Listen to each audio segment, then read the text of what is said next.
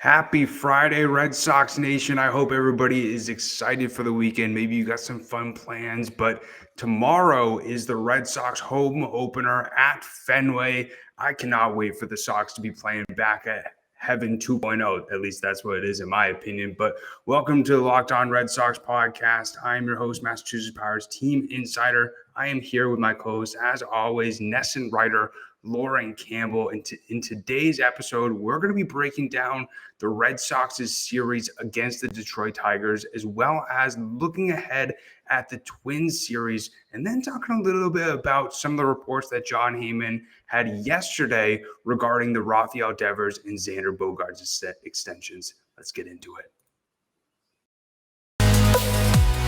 You are Locked On Red Sox, your daily Boston Red Sox podcast.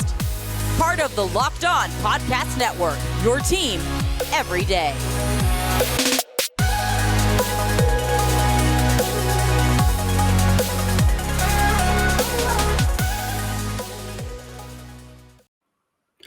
So I want to start this off real quick by, I don't know if anybody else is sort of feeling this way, but I work a 10 to 6 job and I am getting really sick of these 4 o'clock, 1 o'clock starts where I essentially have to go back, watch the highlights, and sort of see what my favorite team in the entire world is really doing. And I cannot wait for these night games. I don't know about you, Lauren.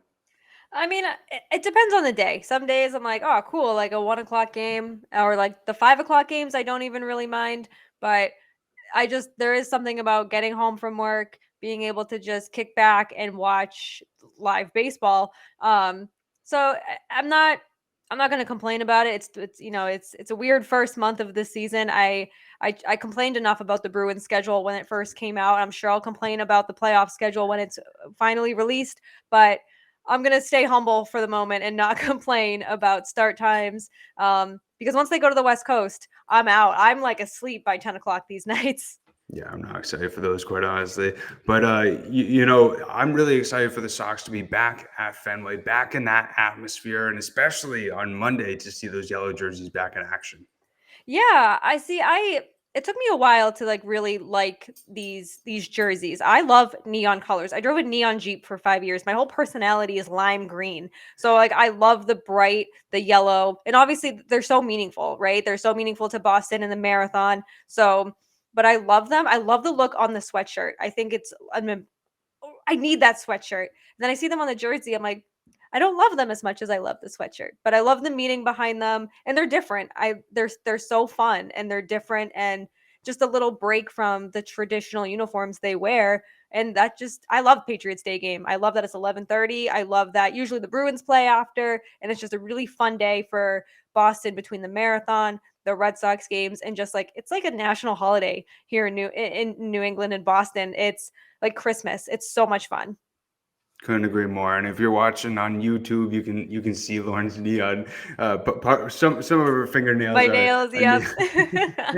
But yeah, I can't wait as well. And especially that atmosphere. I think that's gonna help the Sox, continue this sort of, I wouldn't say winning streak, but continue sort of this stride that they're having, where the offense is starting to really look like they're getting back into what we all expected. You talked about in the last episode, game 2 of this Tigers series, when the Red Sox sort of looked like the 2021 team, where they were never really out of it, even though they were down 3-0 going into the 6th inning. We saw Kiké Hernandez hit a double, start the rally for the Sox, and it was a lot of fun to see them really creep back in that game too. But I mean, you can't say enough about Garrett Whitlock with his 4 hitless innings. Yeah, I mean, listen, you want to stretch this guy out. You want to give him maybe bigger moments and give him more trust in these games, especially in the beginning of the season, when starters are not stretched out fully. You tie in the shortened spring training, you really are going to rely on your bullpen. And Garrett Whitlock has just been picking up right where he left off. I think this guy is the real deal. I think we have enough of a sample size to be like, yes, this guy is good. This guy is exactly who he's been. And there's going to be rough patches, right? He's young. He's still learning. There's always going to be, no one's perfect. There's always going to be rough patches, but you have to absolutely love what you've been seeing from him in all of his starts or all of his appearances. Seriously, hitters honestly look blind when he's on the mound. I mean, it's tough to not be impressed with what he's done so far, especially with his location, making hitters look silly, off balanced. It's really fun to watch when he's on the mound. And I'm trying to find the right word. Rich Hill's start was interesting.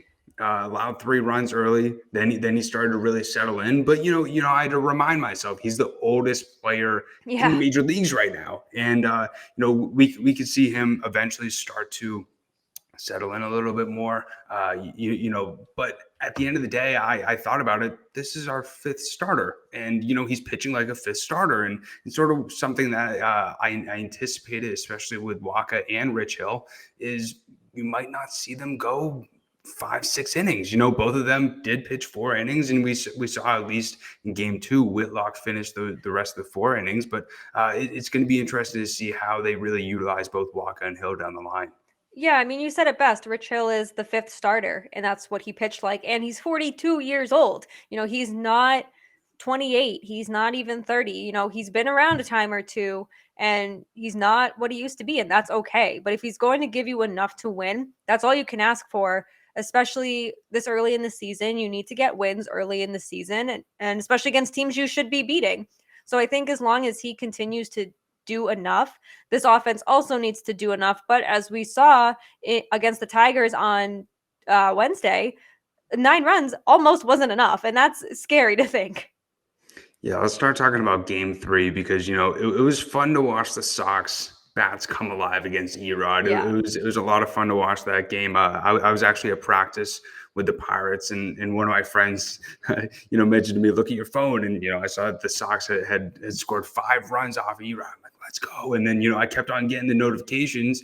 The Tigers are scoring runs left and right, and now it's 9-6. And all I thought in my mind is, the bullpen is really showing its true colors. And, we saw, Austin Davis, Cutter Crawford have a few issues, but I mean, you could sort of expect that from a guy like Crawford. I mean, people need to remember before this season, he had only made 1 start. He's still a rookie. He's still very young. And, even though the Tigers, over the last 3 years have been a rebuilding team, we got to remember that they're a pretty good ball club right now with Baez. They added a lot of guys during this offseason, and they have a lot of developing guys as well.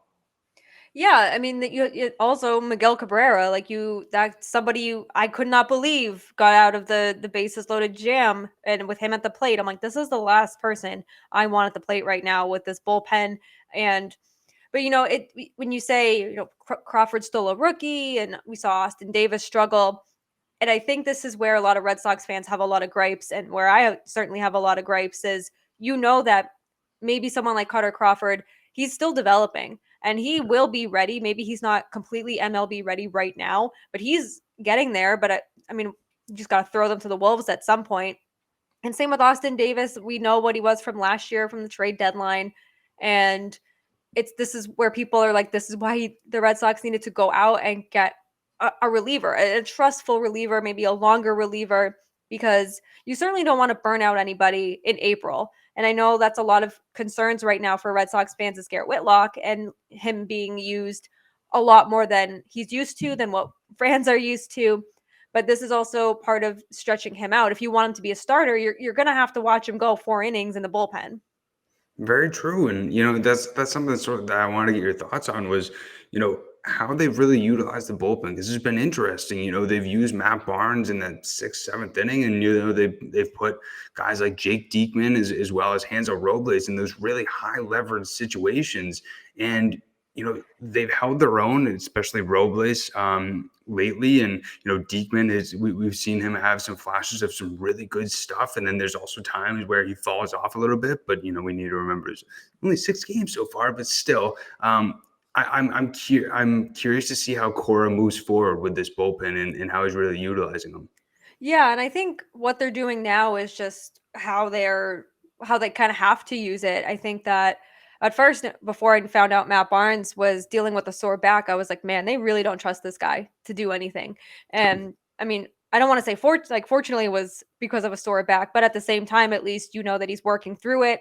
and that he would be available eventually. He's looked fine. And I think that it will take a little bit to get that trust back to go into a higher leverage situation. Maybe you put him in again some tie games, or maybe the Red Sox are up 1 run, or maybe 3-4 runs and saying high leverage. I'm like, yeah, 1 run game, maybe like 3 or 4 runs, and just kind of get him back into the groove of working under pressure, where there's maybe not so much on the line, but enough where it's like, okay, we're up by 4. Let's get this guy some work and see if he can get up jams.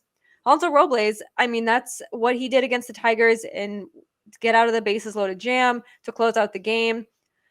But you also look at this bullpen, it's like, who else is in there? Whitlock's not available, and you don't have a trusty person. You don't have the setup guy. You don't have a closer. And I think that they've been utilizing the bullpen just as advertised. They're just going to throw guys in where they think is a good matchup, a good fit, and just kind of pray to the Lord above and be like, yep, let's just pray this works. Very true. And, Josh Taylor still is on the IL, and, it's going to be very interesting in around a month when, the rosters really shrink and we see sort of what the 26-man roster is really going to be. And I think, especially how Hanser Robles has performed, I've been intrigued. I didn't really expect him to pitch as well as he has, especially with a very, very, very short spring training due to his visa issues. And, I'm not as nervous usually when he goes in as I have been over the last few games, especially what he's shown recently. But, it's a 162 game season. We'll be able to see exactly, there's 156 more games. But one thing I wanted to sort of get your thoughts on is I thought it was sort of interesting after Kiké homered when he was going through the, car tunnel. He did the little watch thing. I thought that was a little bit interesting. I thought that was a little bit of fun trolling for Erod, but I wanted to hear your thoughts on it. Yeah, I thought it was fun. I know that Alex Cora was not a fan of it in that moment when Erod did it. I know that he was like, no, we don't do that. We don't taunt those players. And I know he still has a ton of respect for the Astros and Carlos Correa when Carlos Correa was with the Astros last year. So he was like, no, that's not what we do.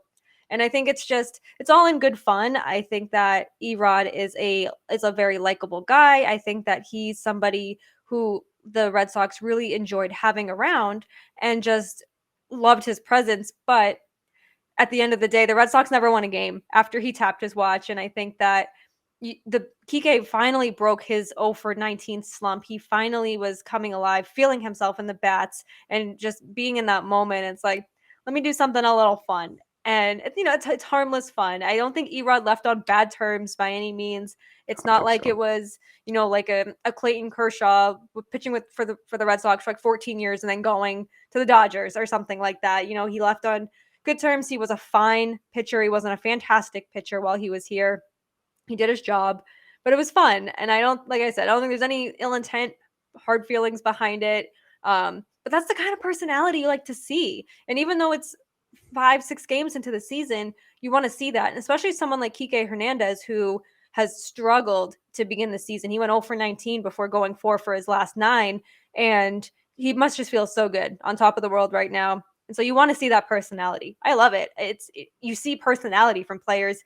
People beg for personality, and this is what you're going to get. And this is a big personality clubhouse. So I want more of that. I want more fun. I want more like friendly taunting and something like that like essentially came back to haunt the Red Sox in the ALCS. But more fun, more watch taps, more laundry cart rides.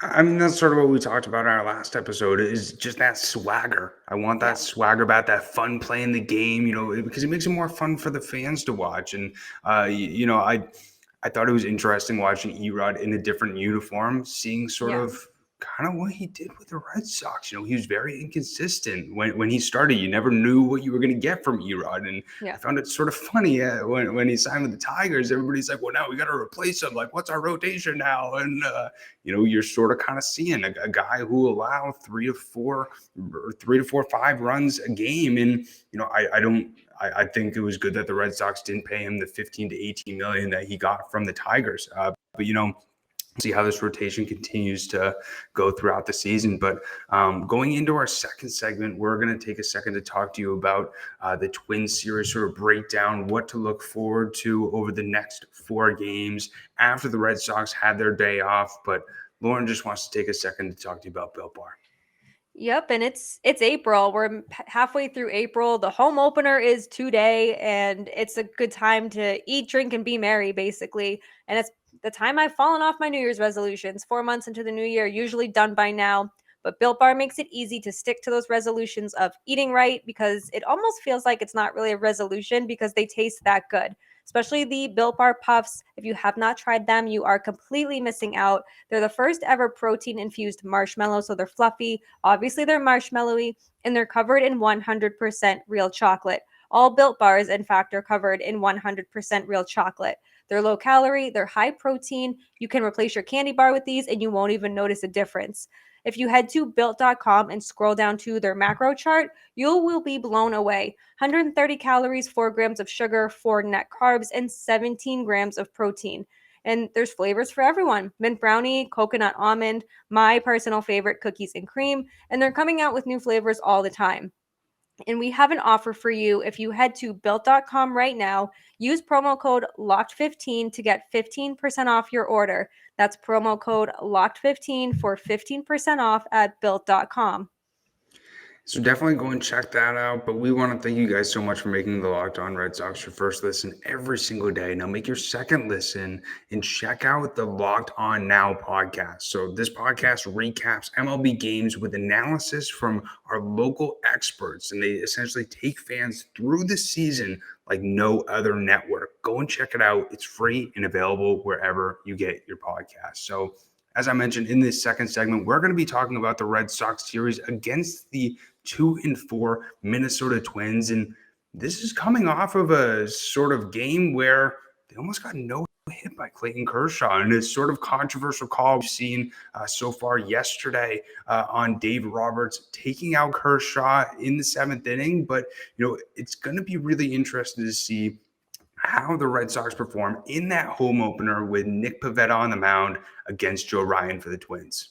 Yeah, and I said this in Thursday's episode, I said that the Red Sox have all of the momentum on their side coming into Friday in their home opener. You have the offense exploding. You have the small win streak here. They've won 3 of their last 4.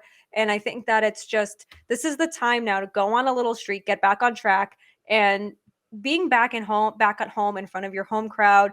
Fenway's buzzing. There's that atmosphere is unmatched. It's so much fun for the home opener. It's so much fun in the playoffs, and it's something that I know the players are looking forward to. Super pumped for Trevor Story and recovering from food poisoning, that he indeed will be back in the lineup, or be in the lineup again. He did return Wednesday, but have him back in the lineup Friday in front of the Fenway crowd. I know he's been harping on that, to be able to play at Fenway in front of them. So that's really exciting. And this is, again, all the momentum is in their favor. So I think that if Pivetta can give them 5 strong innings, I'll settle for 5 strong innings. I think that's fair. And the offense can do what it did on Wednesday, and they can do that today.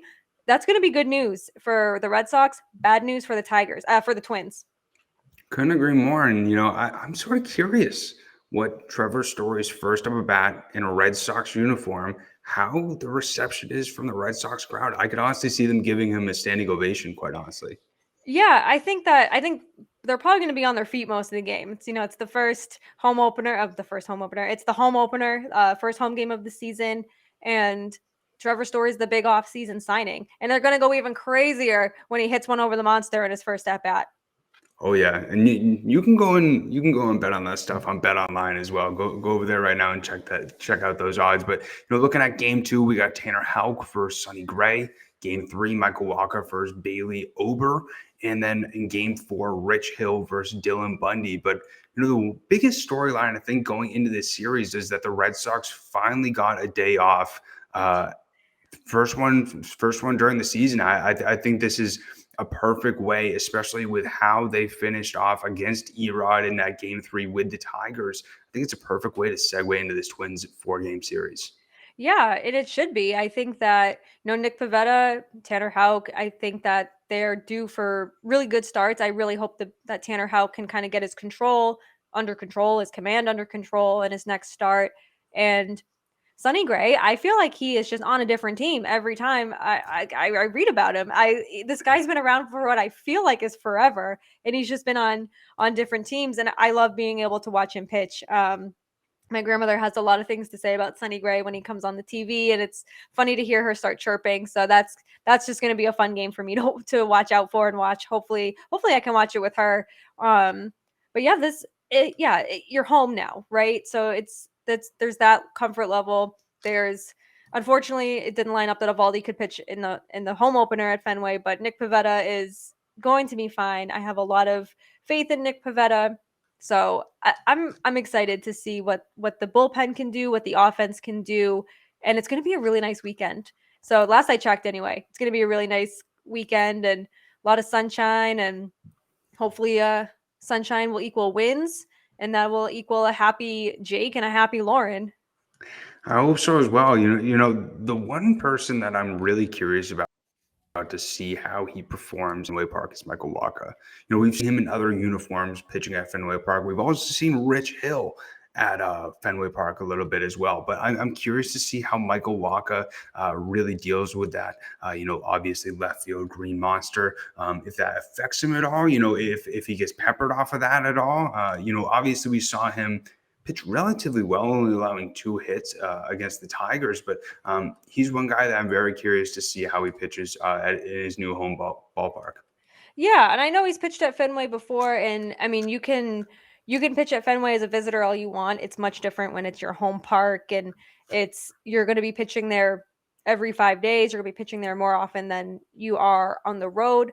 So I'm excited for him too. I'm excited to see this starting rotation just kind of take shape and hopefully get on track, because you don't want to depend on your bullpen in games like with Tanner Houck and Michael Wacha and Rich Hill so early. And when Nate Eovaldi and Nick Pivetta are doing enough, they're doing what they can. You want that from starters 1 through 5. Even if you get 4 strong innings from Tanner Houck or Michael Wacha, I think I'll take that. If you can keep runs limited, walks limited, it's going to be good. And I think that, I mean, Tanner Houck has always had questions around him with his control and that third pitch and just kind of finding his stuff, because his stuff is nasty. It's there. It's just a matter of getting it under control now. So I'm keeping my eye on Tanner Houck this homestand, and really, and the Twins, they're 2-4 to start the season. Not all that great. So this is a good time for him too to kind of get back on track and kind of just work through what he's doing and prove that he does deserve a spot in this rotation. Yeah, couldn't agree more. I think all eyes are on Tanner Houck as well. Pitched all right, a little bit shaky. In his last start. I'm really curious to see how he sort of settles into his own with his new rotation spot. I did just recently look up the Michael Wacha statistics at Fenway Park. He's pitched 10 innings there over 2 games, allowed 13 hits, 5 earned runs, or 10 strikeouts. So that wall hasn't hurt him too much. Those 13 hits, probably half of them came off the wall. But I think the one big factor right now for the Red Sox is, looking at the Twins statistics, is at least offensively, there's nobody really that's too scary that's really hitting the ball or cover off the ball, so far for the Minnesota Twins. And I think the Red Sox could squeak out of this series winning 3 out of 4, 2 out of 4, but I think 3 out of 4 is pretty doable. Yeah, I think that anything, well, better not be below 500, but I think that 3 out of 4 is definitely realistic. I'd love a sweep. I mean, I'd always want a sweep of a series, but I think 3 out of 4 definitely is realistic. There's always one of those games that just gets away from you, and just all of a sudden you're like, what the hell happened? Why? How did the Minnesota Twins just put up 13 runs? Like, there's always that sort of like weird game. So 3 out of 4, would love to see that, especially after that. They have a tough opponent in the Blue Jays. So you want to end this series positively. You want to end it strong. You want to end it with a win. So if they lose game 3, they lose game 3. But I think 3 out of 4 is where I'm at too. Yeah, couldn't agree more. I'm actually supposed to go to the second game of the Blue Jays series. I'm going to a career fair with work and was told I get a free ticket. I'm like, oh, sounds great to me. It's the Twist my Blue arm. Jays. Yeah, exactly. But before this schedule changed, it was supposed to be the Orioles. I'm like, that's going to be a routing. But a great game against the Blue Jays. So that'll be my first Red Sox game of the season. But that's it a little bit for our breakdown of the Twins series. I'm just going to take a second to talk to you about BetOnline, and then Lauren and I are going to sort of look into Jon Heyman's recent reports about the Rafael Devers, Xander Bogaerts extensions. Pretty interesting reports, and I'm curious to hear your thoughts on it, Lauren. But I'm just going to take a second to talk to you about BetOnline. And as we mentioned, if you want to bet on Trevor Story hitting a home run in his first game against the Red Sox, go over to BetOnline.net and look at those odds. BetOnline.net is your number one source for all your betting stats and sports information. Find all of the latest sports developments, league reviews, and news, including this year's basketball playoffs and start of the Major League season. BetOnline is your continued source for all your sports wagering information, from live betting to playoffs, esports, and more. Head to the website today or use your mobile device to learn more about the trends and action. And one of the biggest reasons why I love BetOnline is because I bet a little bit, but not too much. I don't know about you guys, but BetOnline gives you some great information. They allow you to fully understand what you're spending your hard-earned money on. They give you the resources, the statistics, what might work, what might not work. So go over and check out BetOnline, where the game starts. So, Lauren, let's talk about the Devers and Bogaerts extensions, because there's been a lot of people who are upset specifically about the Bogaerts numbers that recently came out, not as much about the Devers that came out, I think, because obviously Xander's able to opt out and could potentially leave Boston after this season. But Heyman reported that the Red Sox offered Xander a 4-year, $90 million deal. Essentially, that would make Bogaerts $20 million over the next 3 years, pretty much the same amount if he didn't opt out this season. And then it would bump up his salary to $30 million in his final year once he's 34. And a close friend of him said that it was a slap in the face for Xander Bogaerts. Yeah, I mean, if those numbers indeed are true, it's pretty insulting to somebody like Xander. He already did take a hometown discount once, and I don't think he'll do it again. I don't think he'll do it to be criminally underpaid. It's like I said, if these numbers are true, then yeah, it's not a good look. It's very John Lester-esque. It's very, you could compare it to the Mookie Betts as well. Different, same situation really between Lester and Mookie. But, it's Red Sox fans have every right to be angry about this because we've seen it before, right? We know how this ends. With Devers, he's still locked up for 2 years. So I understand wanting to extend him, especially how he started the season very hot. He's been a bright spot for this team. So I totally get that. But the priority, I do believe, needs to be Xander Bogaerts. Obviously, we know nothing's going to happen in season. Xander doesn't want to be a distraction to his teammates. He wants to focus on the season, and he probably wants to focus on having a really good season so he can either earn his way to a hefty payday, a pay raise, and he's earned every right to opt out of that contract, test the free agent market, and come back to the Red Sox and be like, match this or I'm gone, or give me something right around this or I'm gone. And he's done enough in his career to command what he deserves. Of course he does. But listen, we saw Brian Cashman come out and say exactly what the contract was for Aaron Judge and what Aaron Judge turned down. I would not expect this ever, but I would love Chaim Bloom to do the same thing. I don't know if that's really good. I don't know. I love the transparency, but I don't know if that's good putting those actual legitimate numbers out there. But I think that if those numbers are true, 4 years, 90 mil, and you're looking at Xander, who's a World Series champion, he's a Silver Slugger, and he's always working at his craft. Yeah, it's easy for me to sit here and be like, that's low. And I certainly don't make anything like that kind of money. I would take that contract in a heartbeat, but I'm not Xander Bogaerts. And I don't play professional baseball. So, and again, we know Heyman works for the owners. We know where he gets a lot of his information from. I'm not saying it's bad info, but I'm saying that we've seen his reports before that are, like I said, he works for the owners, and that's fine. That's what he does. But it's also not unbelievable that the Red Sox would come in at an offer like that, given what we've seen in the past with Jon Lester and Mookie Betts. I think it's interesting, especially with what you saw them hand out to Trevor Story just, less than a month ago.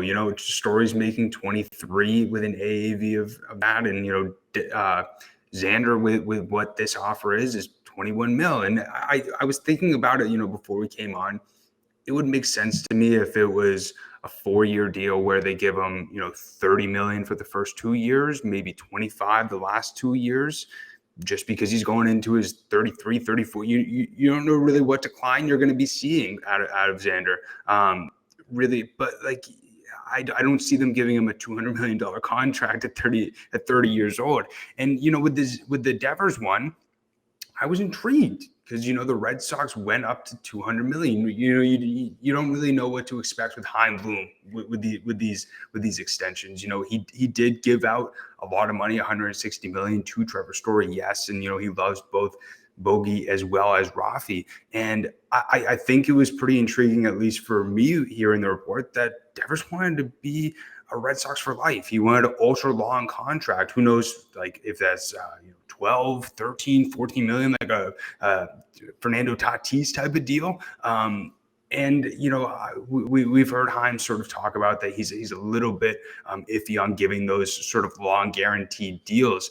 But you talking about the specific numbers made me think of the episode that he did with Chris Cotillo on the Fenway Rundown. And Cotillo said, who's a well-known UNC fan, that he would put up a poster of Coach K if Chaim actually did do that. Chaim obviously mentioned that he respects the players. He don't think that he would ever do that. But as fans, seeing these numbers, I want him to do that. I want to understand sort of where their mind's at, especially you and I, people who talk about the Red Sox on a daily basis. I want to understand sort of what their thought process is, because in our minds, we're trying to figure out what this future looks like for the Boston Red Sox. Yeah, and I think that's where the transparency comes into play. And Devers, again, he's done a lot of good too, and I think that he certainly will command a big payday. I am so anti long-term contracts, like 10, 11, 12 years. I do not like them for any player and for any sport, for any league. I don't like them. And I think it's just a long time to commit to a player. It's a long time to have a lot of money tied into a player. I'd go 7. 7 is like the top end, and then do club options or player options, whatever one works better. But very anti long-term contract, like double-digit contract, because 7 years is a long term as well. But the double-digit contract, I'm not a fan of them. I just don't think there's a lot of good. I mean, Tatis is broken wrist. Mookie Betts was injured last year. And this is what's going to happen. There's always going to be injuries. No one's going to stay healthy for a billion games in a row. I get that. But saying, Devers, I still think he needs to clean up his defense at third. He's an elite hitter. We know that. There's no denying his offense. It's the defense. He's been good through 6 games. And I just feel like I'm waiting for something to go like terribly wrong for him at third, and he kind of gets into his head and gets into a small slump there. But I think the Red Sox, because they have him under control for 2 more years, they kind of just want to wait to see what they have with him defensively. Where is his future? Is it third base? Is it another position? I don't know what position it would be. Or maybe first base. I that's a big stretch there. Will he be the DH? There's a lot of what ifs. And if you have him under control for 2 years, that's great. I know you want to get that, fans want that extension done because, again, Jon Lester, Mookie Betts, Xander Bogaerts, you can even argue with the latest report coming out. But you have the time with Devers. And yes, the hotter he gets, the better he becomes. He's going to command more money. Why not get it done now? You just need to see. And I want Xander Bogaerts and Rafael Devers in a Red Sox uniform for a very, very long time. But I think the timing needs to be right. And I'm more confident in getting something done with Devers down the road than Bogaerts if these numbers are true. But you never know what can happen. It's was it Nick Pivetta who told Rob Bradford that Chaim Bloom works in mysterious ways? So we'll see. I mean, it's a long season to get through. This is going to be talked about all season simply because it's a big storyline. But nothing's going to happen in season. But it's always going to be worth talking about. It's always going to be worth touching on. But it's interesting because there's new ownership, or there's new man in charge in Chaim Bloom, not Dave Dombrowski. There's there's new head honchos in that front office from the time John Lester was here, and it's still like, the more things change, the more they stay the same. Hopefully, this is a different outcome. Hopefully, this breaks that weird thing that the Red Sox are doing where they let the star players walk, or they not walk, or some walk, some trade away. I don't know. It's going to be stressful until something either for sure gets done or doesn't get done. There's like no in between, just straight stress until this extension does or does not get done. When you're talking about the long-term contracts, really made me think, which ones have worked out? Kyle Crawford, Adrian Gonzalez, David Price. Let's keep on going down the line. All these different guys who you really hear, especially Could like even 3 argue years. Chris Sale. Yeah, I the mean, it same wasn't thing. long Yeah. term, but I it was an mean, Pablo extension that. Sandoval, God. Hanley Ramirez. I just remember, those contracts just came off of the Red Sox books, and they haven't been in a Red Sox uniform in 5 years. It's Yeah. just those types of things that make me anxious about those sort of long-term deals.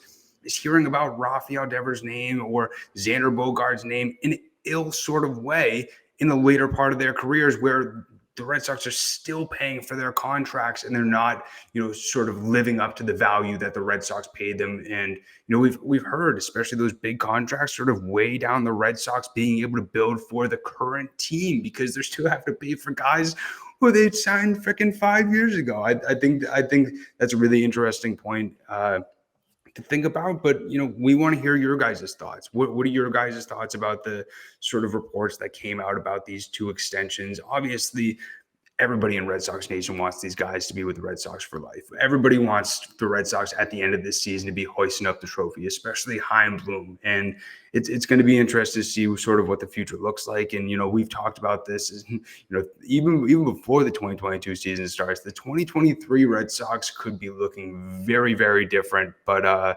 this is going to be the place where you're going to be here, and Lauren and I talk about all that sort of stuff. If you have not yet, make sure to subscribe on YouTube or on whatever audio platform that you're listening to. Also follow us on Twitter. As I mentioned, let us know what you guys think about these topics. We would love to interact with you guys and hear your thoughts. But real quick, we have an interesting person that wants to give you guys a little bit of a special message and some encouragement going into this Red Sox home opener and starting this Red Sox season. 2018 Red Sox World Series MVP, Steve Pearce. Let's hear his message. Get your boy, Steve Pearce, 2018 World Series MVP. Let's go. Man, I'm just sitting around, chilling, doing a little bit of golfing, doing a little bit of fishing, all that Florida retirement life, excited that baseball is back. Let's go. And go Sox. So I hope that you guys enjoyed that as much as we did. It was pretty cool hearing from Steve, especially from how much of an impact they did have on that Red Sox 2018 team, especially during the playoffs and the World Series. But as I mentioned, make sure that you are subscribed to Locked On Red Sox podcast. We post Monday through Friday, giving you guys everything that you need to know about the Red Sox. Also, make sure to follow myself on Twitter. It's at Jake Iggy, as well as Lauren's. It's La 3 Laws, Lauren with 4 R's. But we cannot wait for this home opener as much as you guys can. But we hope everybody has a great weekend, and we will see you guys and talk to you guys next week. And lastly, let's go Sox.